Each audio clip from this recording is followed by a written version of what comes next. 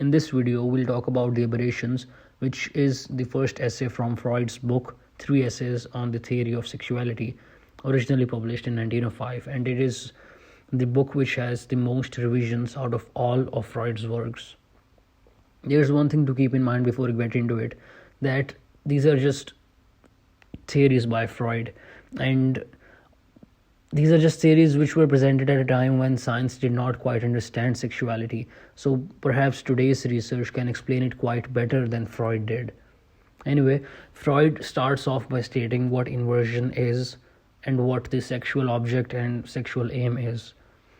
Freud uses the term inversion to designate homosexuality, the idea being that homosexuality is the inverse of heterosexuality. Sexual object, as used by Freud, refers to the person from whom the sexual attraction proceeds, and the sexual aim is the act towards which the instinct tends. And the word instinct does not refer to the definition that we know today.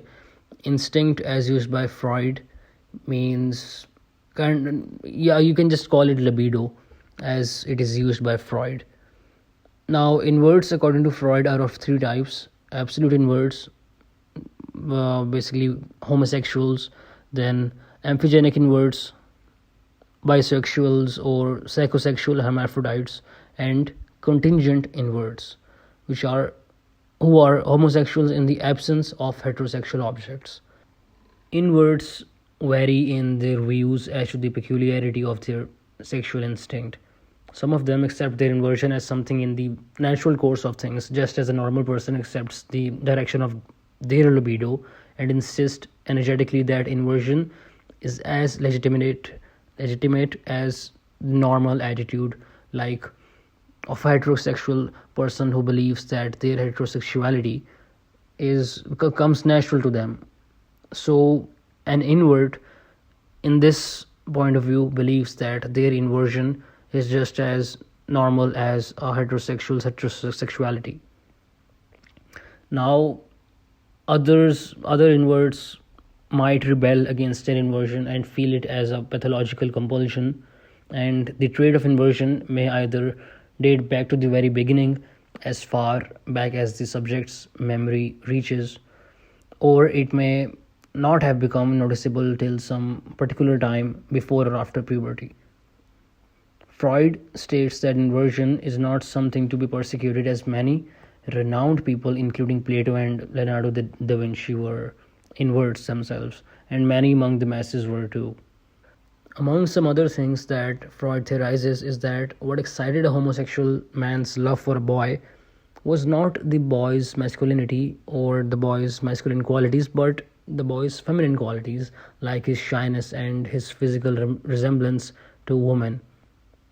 But as soon as the boy becomes a man, the man's love for the boy dies away, and the boy himself perhaps becomes a lover of boys, implying somehow that, again, Freud, with this statement, he does not explain this statement, but by saying that the boy who was subject to another man's love turned in the future a lover of boys himself. So kind of implying that environmental influences and past experiences might, lead up to an influence on a person's sexuality, which we'll talk about later on in this video. So according to Freud, the sexual object in inversion is not someone of the same sex, but one that combines the characters of both sexes, but at the same time, the object's genitals should be those of a man. Freud also debates whether sexuality is innate and biologically predisposed or acquired through environmental influences. He says it may be questioned whether the various accidental influences would be sufficient to explain the acquisition of inversion without the cooperation of something in the subject himself. The nature of inversion is explained neither by the hypothesis that it is innate nor by the alternative hypothesis that it is acquired. In the former case, we must ask in what respect it is innate, unless we are to accept the crude explanation that everyone is born with a sexual instinct attached to a particular sexual object. In the latter case, it may be questioned whether the various accidental influences would be sufficient to explain the acquisition of inversion without the cooperation of something in the subject himself. In the case of many inverts, even absolute ones, like we talked about the three types of inverts: absolute, contingent, and amphigenic. In the case of many inverts, even the absolute ones, it is possible to show that very early in their lives a sexual impression occurred which left a permanent after effect in the shape of a tendency to homosexuality. In the case of many others, it is possible to point to external influences in their lives, whether of a favorable or inhibiting character, which have led sooner or later to a fixation of their inversion. Such influences are exclusive relations with persons of their own sex, comradeship in war, detention in prison, the dangers of heterosexual intercourse, sexual weakness, and etc. Inversion can be removed by hypnotic suggestion, which would be astonishing in an innate characteristic if it was that way. In view of these considerations, it is even possible to doubt the very existence of such a thing as innate inversion. And I was reading this book by John Locke called An Essay Concerning Human Understanding. I've made a video about that also, where John Locke presents his theory of tabula rasa and says that there is no such thing as innate knowledge, and that at the time of our birth we are born with a blank slate. Anyway, you can check my video out that I made on the theory of tabula rasa. Basically, it said that us humans do not have innate knowledge, and whatever we acquire of knowledge is only either through our own experiences or our observation of other people's experiences, or we kind of think about something and we reach a conclusion ourselves. So we do not know anything before our own birth. Yeah. Anyway, in view of this consideration, it is even possible to doubt the very existence of such a thing as innate inversion. It can be argued that if the cases of allegedly innate inversion were more closely examined, some experience of the subject's early childhood would probably come to light, which had maybe a determining effect upon the direction taken by their libido. This experience would simply have passed out of the subject's subconscious recollection, but could be recalled to his memory under appropriate influence, which is why when specific studies are being done on whether or not sexual orientation is innate or environmentally influenced, the subject does not always remember the exact time. Obviously, the subject cannot himself point out a particular time at which they realized that they were an invert or homosexual, because that particular time that they realized it simply passes out of their minds. Freud reviews then some cases where inversion arose due to specific experiences in the object's past, while some cases showed inversion as being innate. I want again, when I say that some cases showed inversion as being innate, it might again be that the subject simply did not remember the particular experience that led to inversion, or perhaps they could not recall the exact time that they realized that they were in an invert. So the study, I believe, cannot ever be accurate, and inversion is so complex a concept, you can say, that no conclusion can be reached, I believe. Any study that scientists perhaps do in any age, not just in Freud's age where scientific advancement was itself not very progressive and there was not much idea of DNA and biological predisposition, but in this day and age also, scientific research cannot quite explain whether or not inversion is biologically predisposed or acquired. So, yeah, I won't go into much detail because I believe that Freud debated the innateness of inversion and pointed out his very strange theories, I believe. And he theorized it at a time when science wasn't, as I said, advanced to the point that it could explain biological predisposition or the genetic code that most certainly sets the direction for an individual in life. Later, scientific research has shown in today's day and age that environmental influences cannot alone explain or decode inversion, but a lot of other factors come into play. There might be, I believe, something other than just innateness and something other than just environmental influences to explain inversion.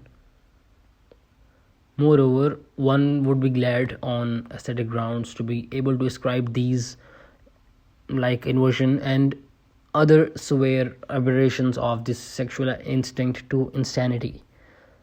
But that cannot be done. I'm talking not just about inversion, but child abuse and some other aberrations that we see today.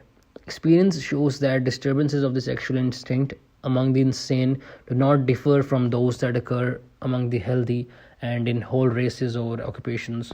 These aberrations include not only inversion but having sex with animals and pedophilia as well. However, Freud says that such psychological problems can cause sexual problems, but sexual problems do not necessarily cause psychological problems. We'll move on to Freud's theories now. Obviously, you do not need to agree with all of them, as we all know, Freud, while being right about some things that have been the fundamental points for all future researches to be based on, he has also been wrong about many things, such as, obviously, you'll know what I'm talking about, the Epidus and Electra complex and castration anxiety and all of those things, which I'll talk about in future videos. Anyway, Freud says that there comes a time that the intensity of the relationship of a boy with his mother diminishes to some extent because the boy kind of represses his feelings for his mother and in turn tries to find another boy who he could love just as his mother loved him. So the boy kind of becomes the mother who gives love, and the other boy becomes the child who is being loved. And the child makes an ideal image of his mother in his mind, and because he loves his mother so greatly, he swears never to love another woman who might cause him to be unfaithful to his mother. And instead, the boy turns to other boys as lovers, which, according to Freud, might be the cause of inversion. Freud says that the early loss of a parent through death or divorce or some other reason could also lead to inversion. Basically, it leads the other person, the other parent, after the one parent has either died or through divorce, basically resulting in the loss of one parent, the other parent absorbs all of the child's attention, and the absence of a father in childhood results in inversion not infrequently, as it sets the boy's sexual object as the sexual object of the remaining parent. So if the father is out of the picture, the child will gravitate towards homosexuality because his mother is heterosexual, whose sexual object is a man. Therefore, the child, according to Freud, will only be revealed to sexual objects that he sees are the ones of his mother, which is a man. So the child will gravitate towards having boys as lovers, which is kind of messed up, but yeah, that's what Freud theorized. In this book, 3 Essays on the Theory of Sexuality, Freud's famous and highly criticized Oedipus complex is not discussed in depth, but it is just mentioned in the footnote once or twice, once, if I remember correctly. Freud then mentions how biologists have thrown a strong light on the organic determinants of homoerotism and of sexual characters in general. By carrying out experimental castration and subsequently grafting the sex glands of the opposite sex, it was possible in the case of various species of mammals to transform a male into a female and vice versa. The transformation affected more or less completely both the somatic sexual characters, which were related to the body, and the psychosexual attitudes, which were related to the mind. that is, both subject and object erotism. And it appeared that the vehicle of the force which acted as a sex determinant was not the part of the sex gland which forms the sex cells, but what is known as the puberty gland. In one case, this transformation of sex was actually affected a man who had lost his testes owing to tuberculosis.